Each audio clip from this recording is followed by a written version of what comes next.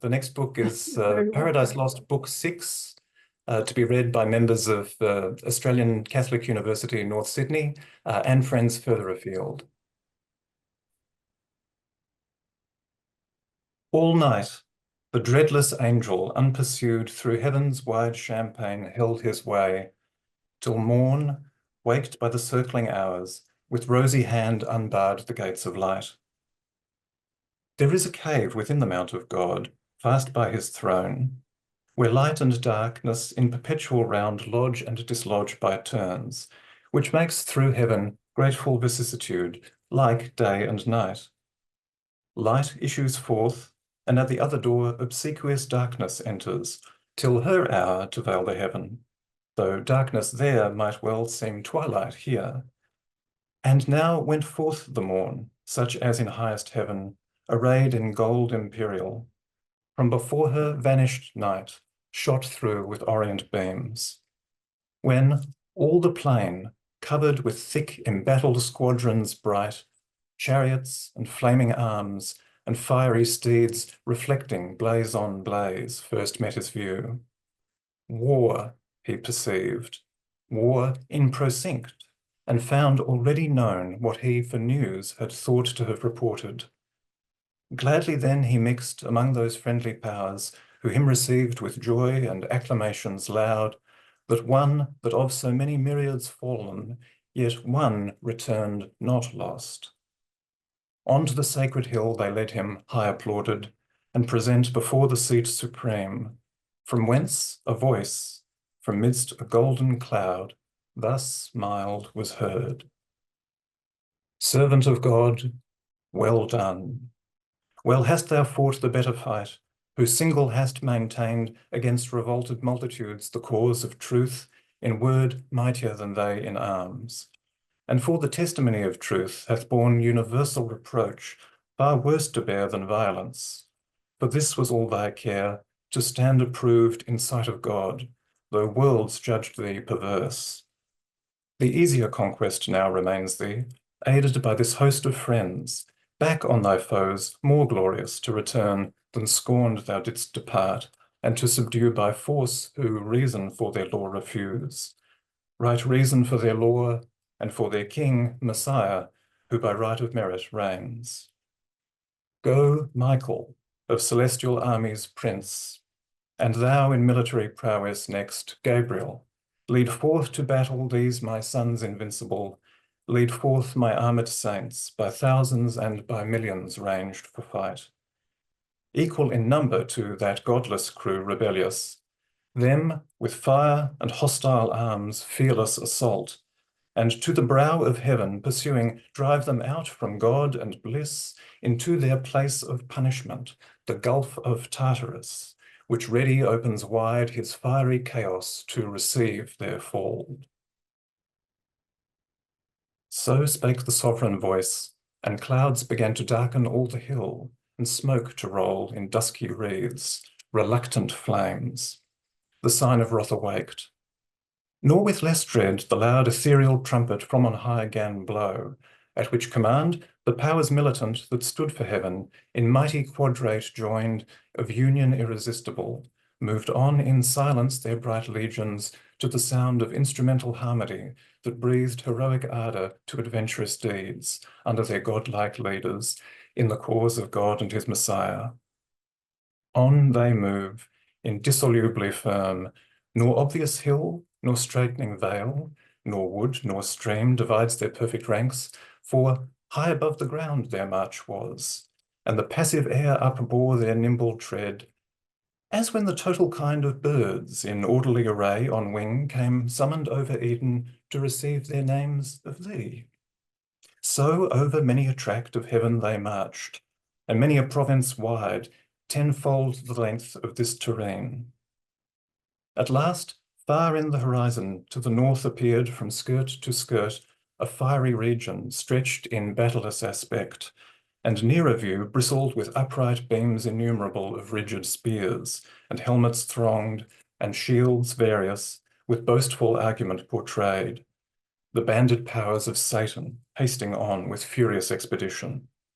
For they weened that self-same day, by fight or by surprise, to win the mount of God, and on his throne to set the envier of his state, the proud aspirer. But their thoughts proved fond and vain in the midway. Though strange to us it seemed at first that angel should with angel war, and in fierce hosting meet, who wont to meet so oft in festivals of joy and love unanimous, as sons of one great sire, hymning the eternal Father. But the shout of battle now began, and rushing sound of onset ended soon each milder thought. High in the midst, exalted as a god, the postate in his sun-bright chariot sat, idol of majesty divine, enclosed with flaming cherubim and golden shields. Then, lighted from his gorgeous throne, for now twixt host and host but narrow space was left, a dreadful interval, and front to front presented stood in terrible array of hideous length. Before the cloudy van, on his rough edge of battle ere it joined, Satan, with vast and haughty strides advanced, came towering, armed in adamant and gold. Abdiel that sight endured not, where he stood amongst the mightiest, bent on highest deeds, and thus his own undaunted heart explores. O heaven, that such resemblance of the highest should yet remain, where faith and reality remain not. Wherefore should not strength and might there fail, where virtue fails? Or weakest prove where boldest, though to sight unconquerable? His puissance, trusting in the Almighty's aid, I mean to try, whose reason I have tried unsound and false. Nor is it aught but just that he who in debate of truth hath won should win in arms, in both disputes alike victor, though brutish that contest and foul, where reason has to deal with force. Yet so most reason is that reason overcome. So pondering from his armoured peers, forth stepping opposite, halfway he met his daring foe. At this prevention more incensed, and thus securely him defied. Proud art thou met? Thy hope was to have reached the height of thy aspiring unopposed, the throne of God unguarded, and his side abandoned at the terror of thy power or potent tongue. Fool, not to think how vain against the omnipotent to rise in arms, who, out of smallest things, could without end have raised incessant armies to defeat thy folly, or with solitary hand reaching beyond all limit, at one blow unaided, could have finished thee, and whelmed thy legions under darkness. But thou seest, all are not of thy train. There be who faith prefer, and piety to God, though then to thee not visible, when I alone seemed in thy world erroneous to dissent from all. My sect thou seest. Now learn too late how few sometimes may know when thousands err. Whom the grand foe, with scornful eye askance, thus answered: Ill for thee, but in wished hour of my revenge, first sought for thou return'st from flight, seditious angel, to receive thy merited reward, the first assay of this right hand provoked, since first that tongue, inspired with contradiction, durst oppose a third part of the angels, in synod met, their deities to assert, who, while they feel vigour divine within them, can allow omnipotence to none. But well thou comest before thy fellows, ambitious to win from me some plume, that thy success may show destruction to the rest. This pause between, unanswered lest thou boast, to let thee know, at first I thought that liberty and heaven to heavenly souls had been all one. But now I see that most through sloth had rather serve, ministering spirits, trained up in feast and song. Such hast thou armed the minstrelsy of heaven, civility with freedom to contend, as both their deeds compared this day shall prove. To whom in brief thus Abdiel stern replies: Apostate, still thou errst, nor end wilt find of erring, from the path of truth remote. Unjustly thou depravedst it with the name of servitude, to serve whom God ordains, or nature, God and nature bid the same, when he who rules is worthiest, and excels them whom he governs. This is servitude, to serve th' unwise, or him who hath rebelled against his worthier, as thine now served thee. Thyself not free, but to thyself enthralled, yet lewdly darest our ministering upbraid. Reign thou in hell thy kingdom. Let me serve in heaven God ever blessed, and his divine behests obey, worthiest to be obeyed. Yet chains in hell, not realms, expect. Meanwhile, from me returned, as erst thou saidst from flight, this greeting on thy impious crest receive. So saying, a noble stroke he lifted high, which hung not, but so swift with tempest fell on the proud crest of Satan that no sight nor motion of swift thought less could his shield such ruin intercept. 10 paces huge he back recoiled, the 10th on bended knee his massy spear upstayed, as if on earth winds underground or waters forcing way sidelong had pushed a mountain from his seat, half sunk with all his pines. Amazement seized the rebel thrones, but greater rage to see thus foiled their mightiest, ours joy filled and shout, presage of victory, and fierce desire of battle. Whereat Michael bid sound the archangel trumpet, through the vast of heaven it sounded, and the faithful armies rung Hosanna to the highest. Nor stood at gaze the adverse legions, nor less hideous joined the horrid shock. Now storming fury rose, and clamour such as heard in heaven till now was never. Arms on clashing braid horrible discord, and the madding wheels of brazen chariots raged. Dire was the noise of conflict. Overhead, the dismal hiss of fiery darts in flaming volleys flew, and, flying, vaulted either host with fire. So under fiery cope together rushed both battles, main with ruinous assault, and inextinguishable rage. All heaven resounded, and had earth been then, all earth had to her centre shook. What wonder when millions of fierce encountering angels fought on either side, the least of whom could wield these elements and arm him with the force of all their regions. How much more of power, army against army, numberless to raise, dreadful combustion warring, and disturb, though not destroy, their happy native seat. Had not the eternal King omnipotent from his strong hold of heaven high overruled and limited their might, though numbered such as each divided legion might have seemed a numerous host, in strength each armed hand a legion, led in fight, yet leader seemed each warrior single as in chief, expert when to advance, or stand, or turn the sway of battle, open when, and when to close the ridges of grim war, no thought of flight, none of retreat, no unbecoming deed that argued fear. Each on himself relied as only in his arm the moment lay of victory. Deeds of eternal fame were done, but infinite. For wide was spread that war and various, sometimes on firm ground a standing fight, then soaring on main wing, tormented all the air. All air seemed then conflicting fire.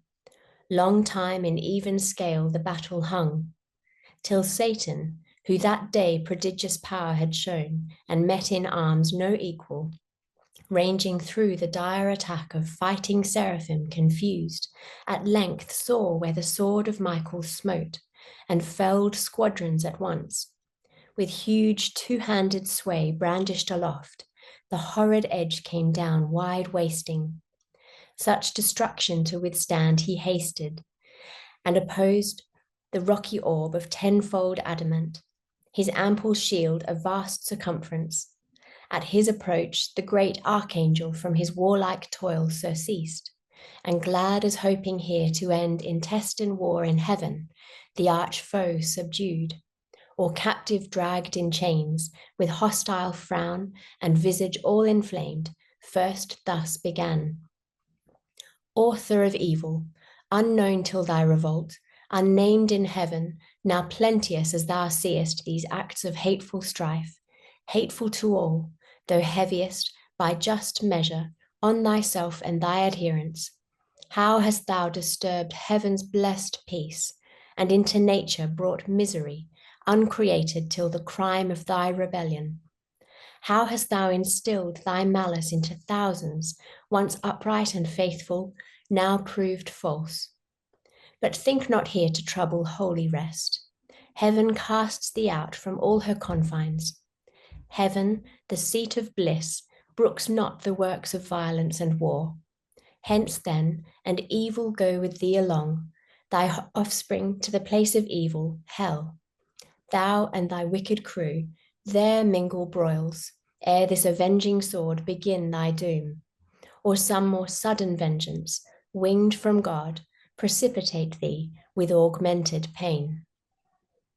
So spake the Prince of Angels, to whom thus the adversary, nor think thou with wind of airy threats to awe, whom yet with deeds thou canst not. Hast thou turned the least of these to flight, or if to fall, but that they rise unvanquished, easier to transact with me that thou shouldst hope, imperious, and with threats to chase me hence?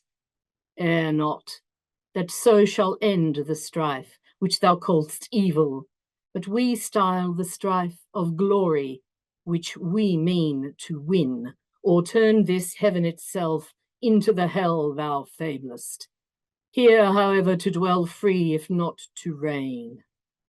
Meanwhile, thy utmost force, and joined him named Almighty to thy aid, I fly not, but have sought thee far and nigh.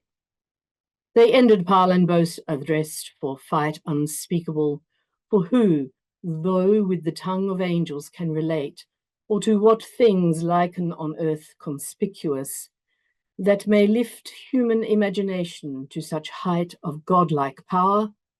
For likest gods they seemed, stood they or moved, in stature, motion, arms, fit to decide the empire of great heaven. Now waved their fiery swords, and in the air made horrid circles. Two broad suns their shields blazed opposite, while expectation stood in horror.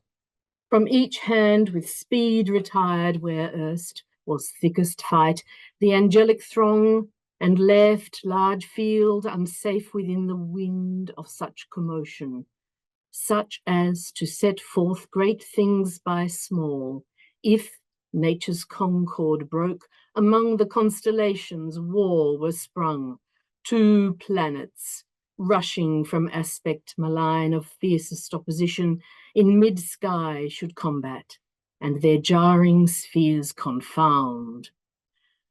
Together, both with next to almighty arm uplifted imminent, one stroke they aimed that might determine, and not need repeat, as not of power at once, nor odds appeared in might or swift prevention. But the sword of Michael from the armory of God was given him tempered so, that neither keen nor solid might resist that edge. It met the sword of Satan with steep force to smite descending, and in half cut sheer, nor stayed, but with swift wheel reverse deep entering, shared all his right side.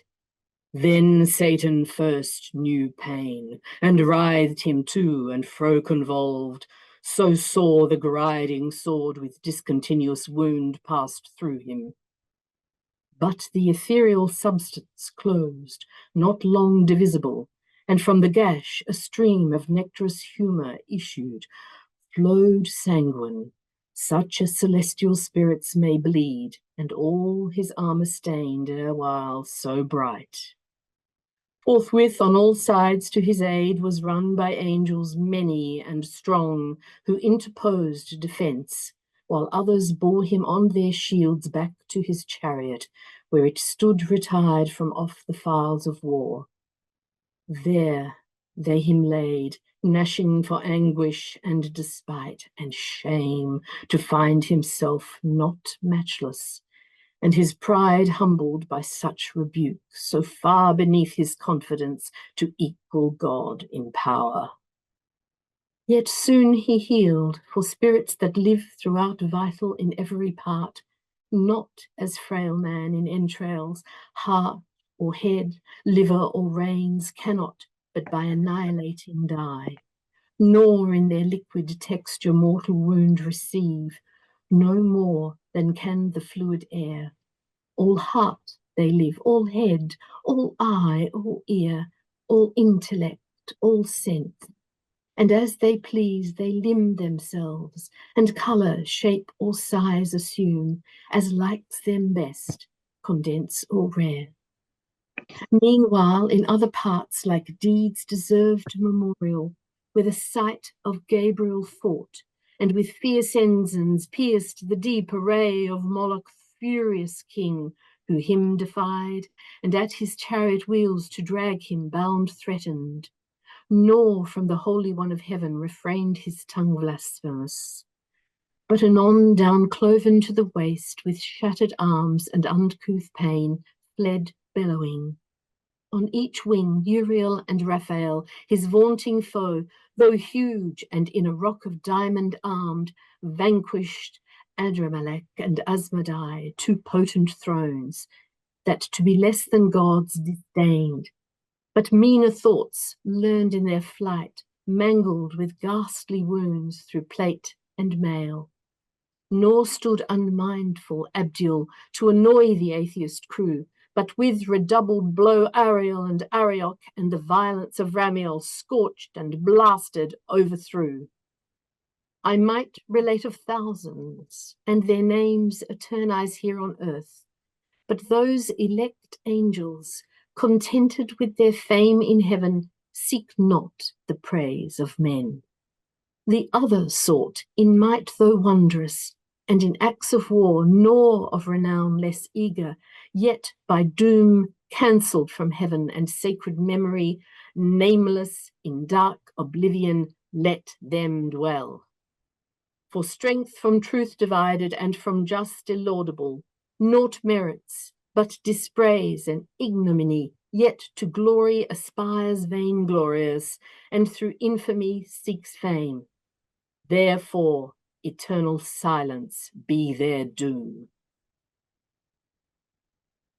And now their mightiest quelled, the battle swerved with many an inroad gored, deformed rout entered, and foul disorder, all the ground with shivered armour strewn, and on a heap chariot and charioteer lay overturned, and fiery foaming steeds. What stood recoiled o'erwearied, through the faint satanic host defensive scarce, or with pale fear surprised. Then first, with fear surprised and sense of pain, fled ignominious to such evil brought by sin of disobedience, till that hour, not liable to fear or flight or pain. Far otherwise the inviolable saints, in cubic phalanx firm advanced entire, invulnerable, impenetrably armed. Such high advantages their innocence gave them above their foes, not to have sinned, not to have disobeyed. In fight they stood unwearied, unobnoxious to be pained by wound, though from their place by violence moved. Now night her course began, and over heaven inducing darkness, grateful truce imposed, and silence on the odious din of war. Under her cloudy covert both retired, victor and vanquished. On the foughten field Michael and his angels prevalent, encamping, placed in guard their watches round, cherubic waving fires. On the other part, Satan with his rebellious disappeared, far in the dark dislodged, and void of rest. His potentates to council called by night, and in the midst, thus dismayed, began. O now in danger tried, now known in arms, not to be overpowered, companions dear, found worthy not of liberty alone, too mean pretense, but what we more affect, honour, dominion, glory, and renown, who have sustained one day in doubtful fight, and if one day, why not eternal days?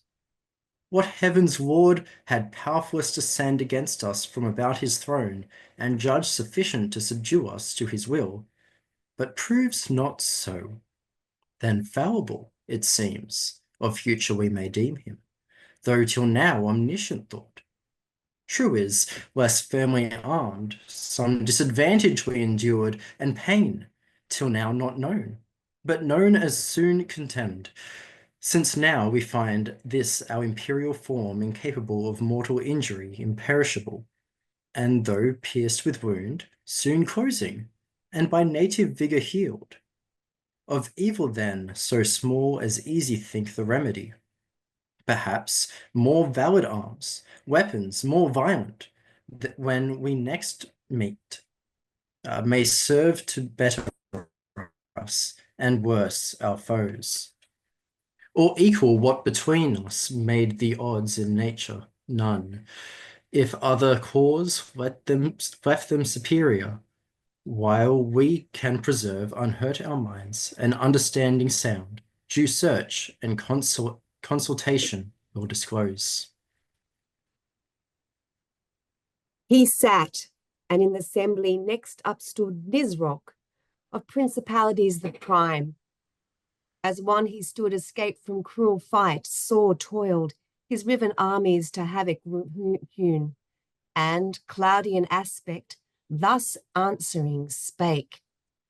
Deliverer from new lords, leader to free enjoyment of our rights as gods, yet hard for gods, and too unequal work we find against unequal arms to fight in pain, against unpained, impassive, from which evil ruin must needs ensue.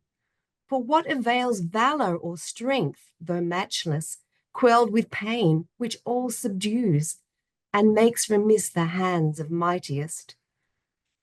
Sense of pleasure we may well spare out of life perhaps, and not repine, but live content, which is the calmest life. But pain is perfect misery, the worst of evils, and, excessive, overturns all patience. He who therefore can invent with what more forcible we may offend our yet unwounded enemies, or arm ourselves with like defence, to me deserves no less than for deliverance what we owe. Whereto, with look composed, Satan replied, not uninvented that which thou, aright, believest so main to our success I bring. Which of us, who beholds the bright surface of this ethereous mould whereon we stand, this continent of spacious heaven, adorned with plant, fruit, flower, ambrosial, gems, and gold, whose eye so superficially surveys these things, as not to mind from whence they grow, deep underground, materials dark and crude, of spiritus and fiery spume, till touched with heaven's ray, and tempered, they shoot forth so beauteous, opening to the ambient light. These, in their dark nativity, the deep shall yield us, pregnant with infernal flame, which into hollow engines long and round, thick rammed, at the other bore with touch of fire, dilated and infuriate, shall send forth from far with thundering noise amongst our foes such implements of mischief as shall dash to pieces and overwhelm whatever stands adverse, that they shall fear we have disarmed the thunderer of his only dreaded bolt. Nor long shall be our labour, yet ere dawn effect shall end our wish. Meanwhile, revive, abandon fear, to strength and counsel joined, think nothing hard, much less to be despaired. He ended, and his words their drooping cheer enlightened, and their languished hope revived. The invention all admired, and each how he to be the inventor missed, so easy it seemed once found, which yet unfound most would have thought impossible. Yet haply of thy race, in future days, malice shall abound. Someone intent on mischief or inspired with devilish machination might devise like instrument to plague the sons of men, or sin on war and mutual slaughter bent.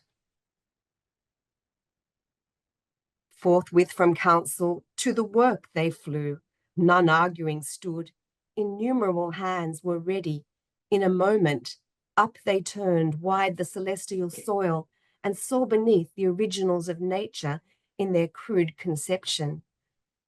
Sulphurous and nitrous foam they found, they mingled, and with subtle art concocted and adjusted, they reduced to blackest grain and into store conveyed. Part, hidden veins digged up, nor hath this earth entrails unalike, of mineral and stone, whereof to found their engines and their balls of missive ruin. Part, incentive reed provide, pernicious with one touch to fire.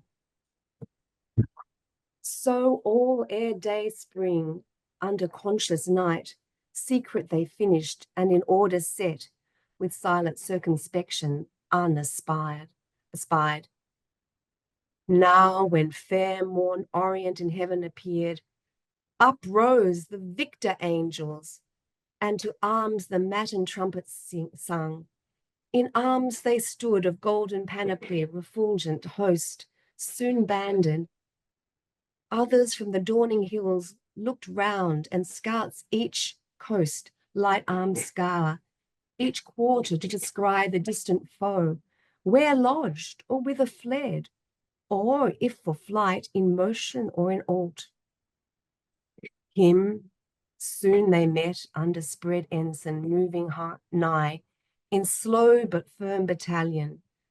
Back with speedier sail, Zophiel of cherubim, the swiftest wing, came flying, and in mid-air aloud thus cried, Arm, warriors, arm for fight! The foe at hand whom fled we thought will save us long pursuit this day. Fear not his flight. So thick a cloud he comes, and settled in his face I see sad resolution and secure.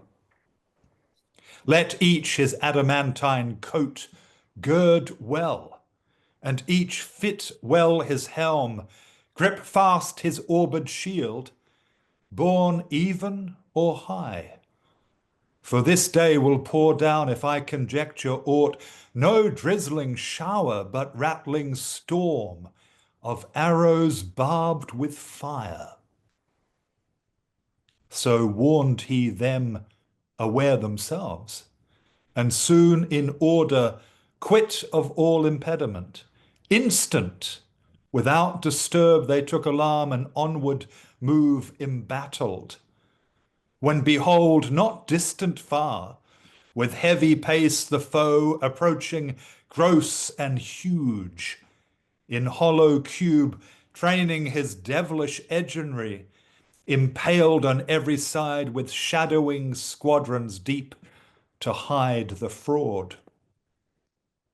At interview both stood a while, but suddenly at head appeared Satan, and thus was heard commanding loud, Vanguard, to right and left, the front unfold, that all may see who hate us, how we seek peace and composure, and with open breast stand ready to receive them if they like our overture, and turn not back perverse. But that I doubt. However, witness heaven, heaven, witness thou anon, while we discharge freely our part. Ye who appointed stand, do as we have in charge, and briefly touch what we propound, and loud, that all may hear. So scoffing in ambiguous words, he scarce had ended, when to right and left the front divided, and to either flank retired, which to our eyes discovered new and strange, a triple mounted row of pillars laid on wheels. For like to pillars most they seemed, or hollowed bodies made of oak or fir, with branches lopped in wood or mountain felled, brass, iron, stony mould had not their mouths, with hideous orifice gaped on us wide, portending hollow truce. At each behind a seraph stood, and in his hand a reed stood waving, tipped with fire, while we suspense collected stood within, our thoughts amused. Not long, for sudden all at once their reeds put forth, and to a narrow vent applied with nicest touch. Immediate, in a flame, but soon obscured with smoke, all heaven appeared from those deep-throated engines belched, whose roar emboweled with outrageous noise the air, and all her entrails tore, disgorging foul their devilish glut. Chained thunderbolts and hail of iron globes, which on the victor host levelled, with such impetuous fury smote, that whom they hit, none on their feet might stand, though standing else as rocks, but down they fell by thousands, angel on archangel rolled, the sooner for their arms. Unarmed they might have easily as spirits, evaded swift by quick contraction or remove, but now foul dissipation followed and forced rout. Nor served it to relax their serried files. What should they do? If on they rushed, repulse repeated and indecent overthrow doubled, would render them yet more despised, and to their foes a laughter. For in view stood ranked of seraphim another row in posture, to displode their second tire of thunder. Back defeated to return, they worse abhorred. Satan beheld their plight, and to his mates thus in derision called, "O friends, why come not on these victors proud? Erewhile they fierce were coming, and when we to entertain them fair with open front and breast, what could we more? Propounded terms of composition, straight they changed their minds, flew off, and into strange vagaries fell as they would dance. Yet for a dance they seemed somewhat extravagant and wild, perhaps for joy of offered peace. But I suppose if our proposals once again were heard, we should compel them to a quick result. To whom thus Belial, in like gamesome mood, "Leader, the terms we sent were terms of weight, of hard contents, and full of force urged home, such as we might perceive amused them all, and stumbled many, who receives them right, had need from head to foot well understand. Not understood, this gift they have besides, they show us when our foes walk not upright." So they among themselves in pleasant vein stood scoffing, heightened in their thoughts beyond all doubt of victory, eternal might to match with their inventions they presumed so easy, and of his thunder made a scorn, and all his host derided, while they stood a while in trouble. But they stood not long. Rage prompted them at length, and found them arms against such hellish mischief fit to oppose. Forthwith, behold the excellence, the power which God hath in his mighty angels placed. Their arms away they threw, and to the hills, for earth has this variety from heaven of pleasure, situate in hill and dale, light as the lightning glimpse they ran. They flew from their foundations, loosening to and fro, they plucked the seated hills with all their load, rocks, waters, woods, and by the shaggy tops, uplifting, bore them in their hands. Amaze, be sure, and terror seized the rebel host when coming towards them.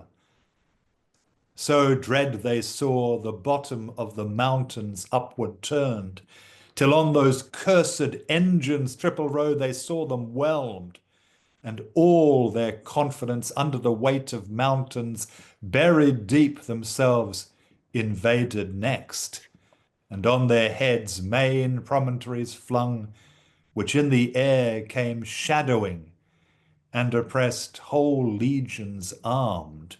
Their armour helped them harm, crushed in and bruised into their substance pent, which wrought them pain implacable, and many a dolorous groan long struggling underneath, ere they could wind out of such prison those spirits of purest light, purest at first, now gross by sinning grown.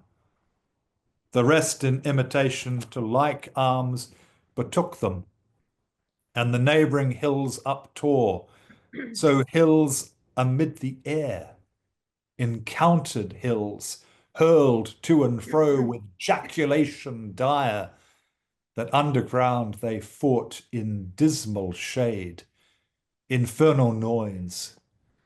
War seemed a civil game to this uproar. Horrid confusion heaped upon confusion rose, and now all heaven had gone to rack. With ruin overspread, had not the Almighty Father, where he sits, shrined in his sanctuary of heaven secure, consulting on the sum of things, foreseen this tumult, and permitted all, advised that his great purpose he might so fulfill, to honour his anointed Son avenged upon his enemies, and to declare all power on him transferred, whence to his Son, the assessor of his throne, he thus began. Effulgence of my glory, Son beloved, Son in whose face invisible is beheld visibly what by deity I am, and in whose hand what by decree I do, second omnipotence.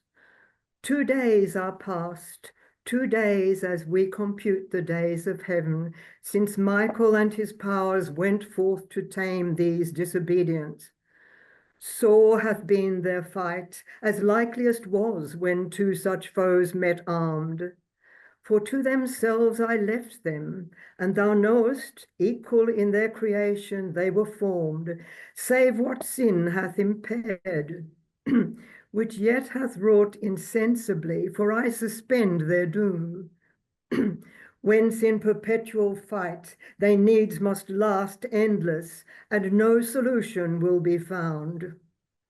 War wearied hath performed what war can do, and to disordered rage let loose the range, with mountains and with weapons armed, which makes wild work in heaven and dangerous to the main.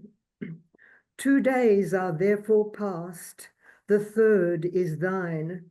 For thee I have ordained it, and thus far have suffered, that the glory may be thine of ending this great war, since none but thou can end it. Into thee such virtue and grace immense I have transfused, that all may know in heaven and hell thy power above compare, and this perverse commotion governed thus, to manifest thee worthiest to be heir of all things, to be heir and to be king by sacred unction, thy deserved right.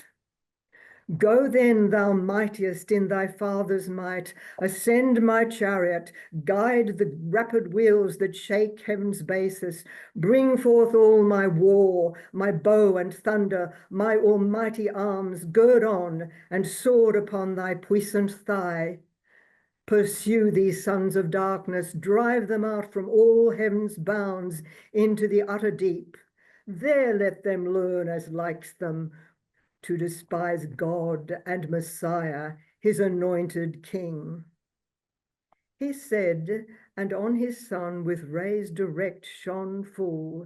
He all his Father full expressed ineffably into his face received, and thus the filial Godhead answering spake. O Father, O supreme of heavenly thrones, first, highest, holiest, best, thou always seekst to glorify thy Son, I always thee, as is most just. This I my glory account, my exaltation, and my whole delight, that thou in me well pleased declarest thy will fulfilled, which to fulfill is all my bliss. Scepter and power thy giving I assume, and gladlier shall resign when in the end thou shalt be all in all, and I in thee forever, and in me all whom thou lovest. But whom thou hatest, I hate, and can put on thy terrors as I put thy mildness on, image of thee in all things, and shall soon, armed with thy might, rid heaven of these rebelled to their prepared ill mansion, driven down to chains of darkness and the undying worm, that from thy just obedience could revolt, whom to obey is happiness entire. Then shall thy saints unmixed and from the impure far separate, circling thy holy mount, unfeigned hallelujahs to thee sing, hymns of high praise, and I among them chief.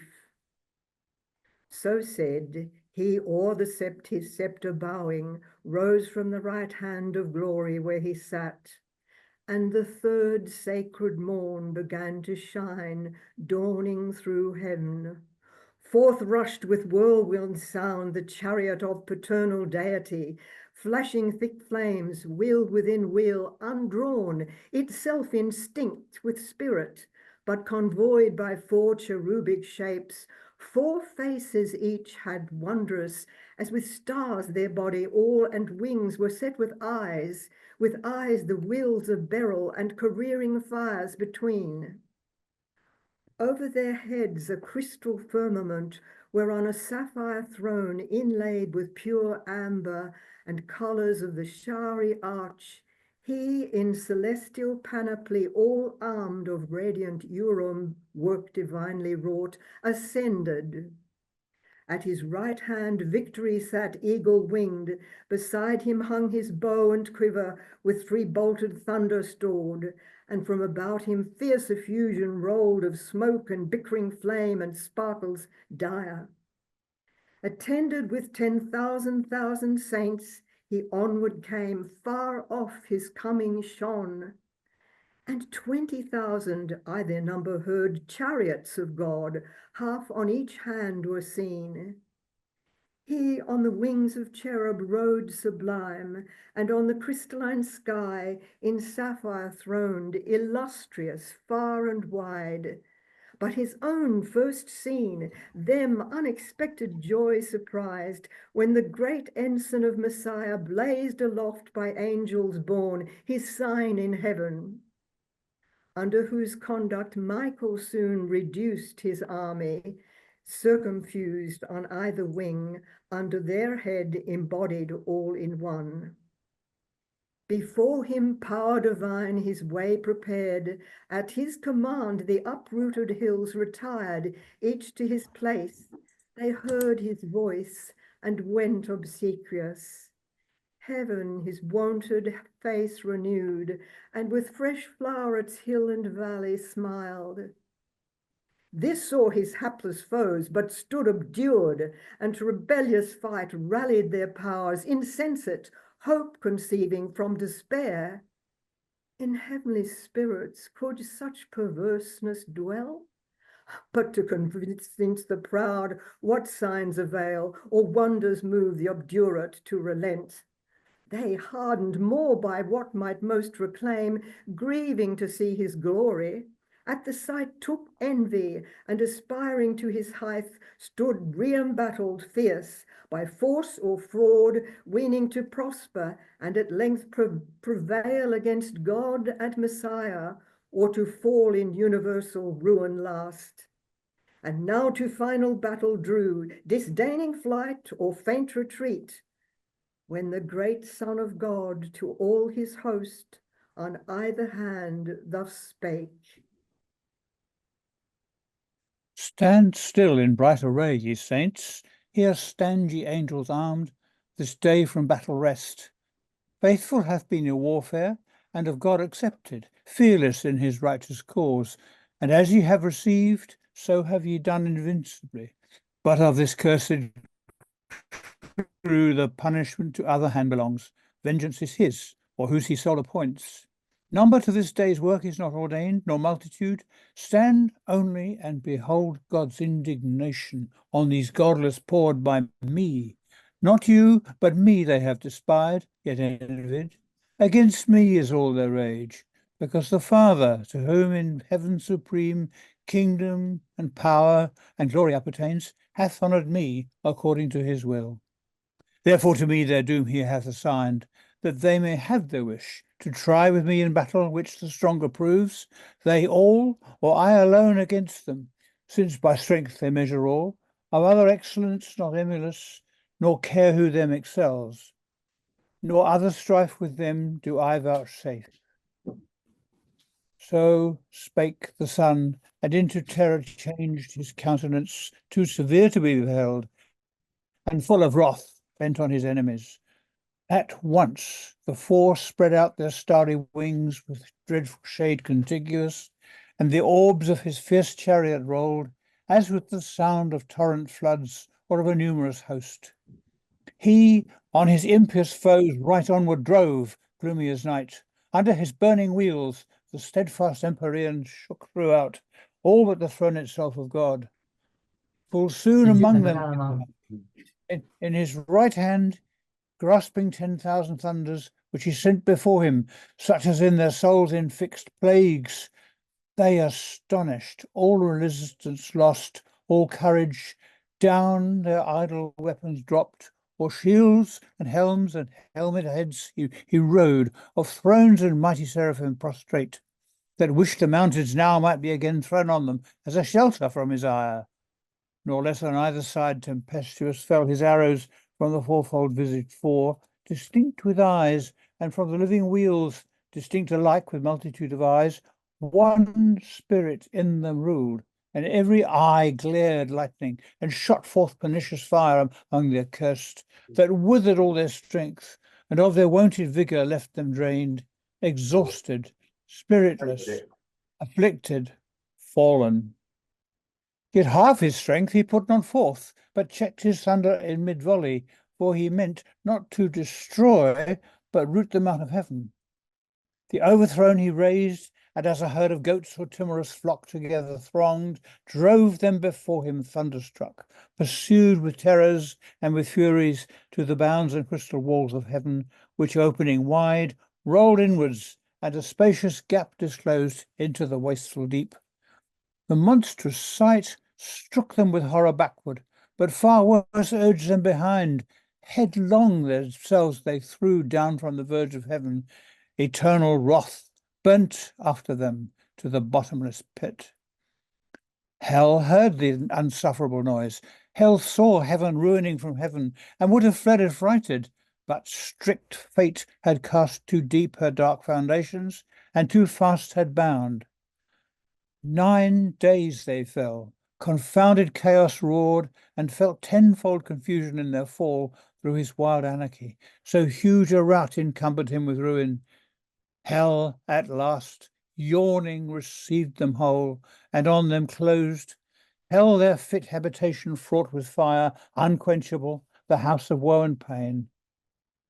Disburdened heaven rejoiced, and soon repaired her mural breach, returning whence it rolled. Sole victor from the expulsion of his foes, Messiah his triumphal chariot turned, to meet him all his saints, who silent stood eyewitnesses of his almighty acts, with jubilee advanced, and as they went, shaded with branching palm, each order bright sung triumph, and hymn sung victorious King. Son, heir, and Lord, to him dominion given, worthiest to reign. He celebrated rode triumphant through mid-heaven into the court and temple of his mighty Father throned on high, who into glory him received, where now he sits at the right hand of bliss. Thus, measuring things in heaven by things on earth at thy request, and that thou mayest beware by what is past, to thee I have revealed what might have else to human race been hid. The discord which befell, and war in heaven among the angelic powers, and the deep fall of those too high aspiring, who rebelled with Satan, he who envies now thy state, who now is plotting how he may seduce thee also from obedience, that with him bereaved of happiness thou mayest partake his punishment, eternal misery, which would be all his solace and revenge, as a despite done against the Most High, thee wants to gain companion of his woe. But listen not to his temptations, warn thy weaker, let it profit thee to have heard by terrible example the reward of disobedience. Firm they might have stood, yet fell. Remember, and fear to transgress.